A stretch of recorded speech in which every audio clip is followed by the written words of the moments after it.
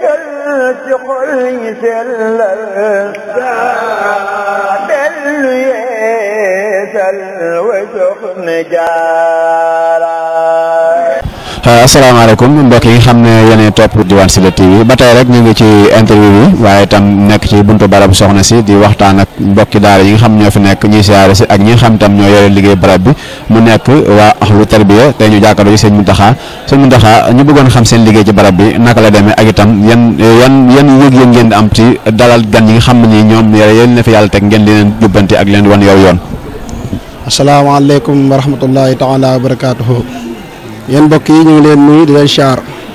waaw maanaam bu dee wàllum barab bi ñi nga xam ne ñoo jaaroon ci daaray tarbiya yi daara sëñ Mountakha yi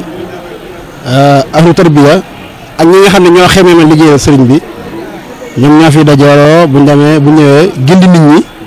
jigéen ñi fi ñu war a jaar siyaar góor ñi fi ñu war a jaar siyaar ñu nekk ci barab bi bagage yi fi indi addee yi ñoo koy toppatoo dajale ko yóbbu ko saytu ko ba teg ko ci loxol sëñ bi bu ko defee wàllum màggal gi poroxaan ji dañoo am ay daayira poroxaan daayira maam jaar yoo xam ne ñenn ñu nekk bu ñëwee xam nañ fañ war a jubali fañ war a dal am nañ seeni jëwriñ yooyu ñoo leen di giddi teg leen ci yoon ban xam ni ñu war a màggale ba bu dee ci wàllum daayira yi maanaam kër sëriñ si kër gu nekk am na jëwriñ yoo xam ne ay daara lay doon daara tërbiya yoo xam ne ñenn ñu nekk bu ñëwee fañ war a jëm xam nañ ko waaw léegi nag bu dee wàllum barab bi nag yére yi moom dongay tërbiya yi nga xamante si ñoo àndoon ak sëriñ bi ca ba ñuy gone ba màgg ñoo wëlbati ko waat sos ab daayira boo xam ne daayiratu tarbiyatu la tudd daayiratu tarbiya wa tarxib li kulli man yuhtimu bi xidmati Cheikh al Xadim moom lañ ko tudd nga xam ne moom ñëpp ci bokk yow amul frontière fu waaye amee pas-pas rek boo ñëwee bëgg liggéey boo ñëwee ñibbi la bunt bi nga liggéey ànd ak ñoom ci positif bi ba keroog ñu jébbale liggéey bi sëriñ bi yeewee ñu ànd ñibbi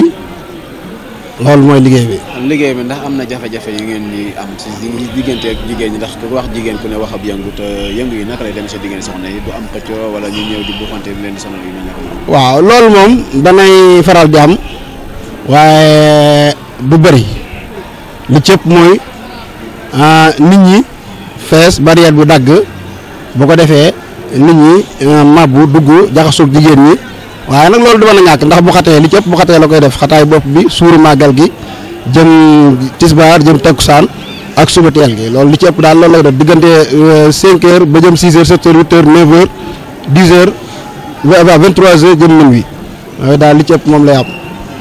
tey moom kàddu yooyu dénk soxna yi maanaam yan kàddu ngay doon. kàddu soxna yi moom yi ma leen dénk mooy ñu gën a góorgóorlu roy ci soxna jaara jël ci ay jikkoom roy ko taxul nga mel ne moom waaye dana tax nga gën say morom waaw taxul nga mel ne soxna si waaye nag dana tax nga gën say morom waaw góorgóorluwaat ci sàmm diine ji déggal kilifa yi nangoo topp seeni kilifa nangoo yor jikkoy diine ak islaam tënku ci ndigal bàyyi tere soxna yi daal loolu laa leen dénk waaw. te loolu yaakaar naa boo ko génnee soxna yi jikkoy soxna jaara la ci des dootul bëri. macha allah waaw Mountakha Diop. mbokk yi kon ko ngeen leen dégg mooy Serigne Mountakha Diop nekk ñenn ci yor barab bi nga xam ne ñooy sotti wàllum yére yi ak liggéey bi nga xam ne mu jëm si barab ñu ngi leen joxaat dig daje ci kanam incha allah rabbi taala.